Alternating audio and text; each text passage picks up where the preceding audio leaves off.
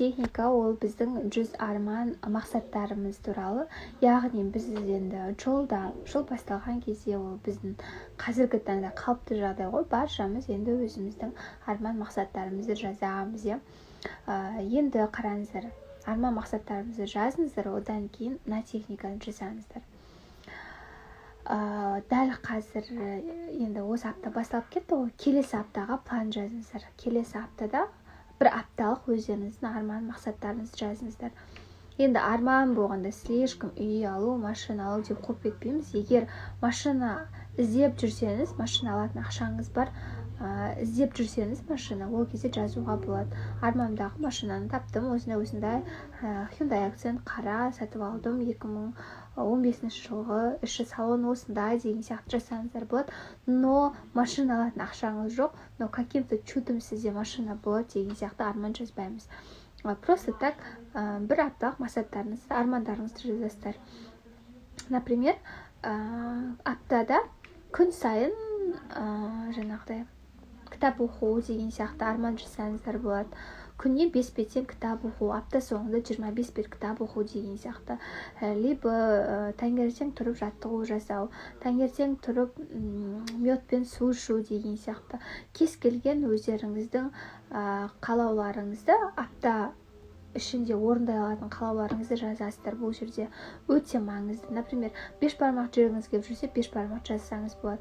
5 бармақ жегім келеді деген сияқты. Және де шашық жегіңіз келсе, шашық жегім келеді. Өзіңіз орындай алатын армандарды жазасыздар. Бұл техника не үшін маңызды? Потому что сіз бір апталық арман мақсаттарыңыз орындалған кезде, келесі апта болғанда сізде уже сіз 5 беттен күніне кітап оқып жүрсеңіз, сіз шашық жесеңіз, сіз 5 бармақ жесеңіз, сіз действительно машина алуды іздеп ақшаңыз бар, но машина таппай жүрсеңіз, машина алсаңыз, сізде уже автоматом мынандай бір функция қосылады. Значит, мен армандарым барлығы орындалады деген. Бізде жаңағыдай нейрондық связкалар осы кезде жаңағыдай жақсы жұмыс жасайды. Нейрондық связь бізде пайда болады. Значит, менде апталық пландарым, өзім армандарым, мақсаттарым орындалды, значит, менің 100 арман мақсатымда орындалады деген.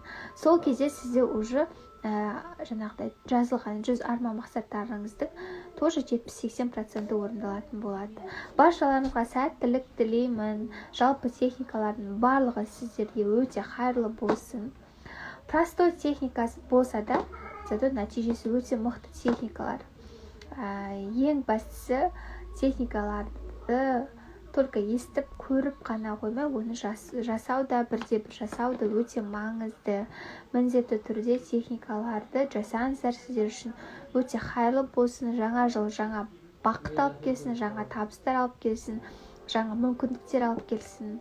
Армандарыңыз орындалсын бұйырса, келе жатқан жаңа жыл сіздер үшін өте сәтті жыл болсын. Сондай бір Венера планетасының ықпалымен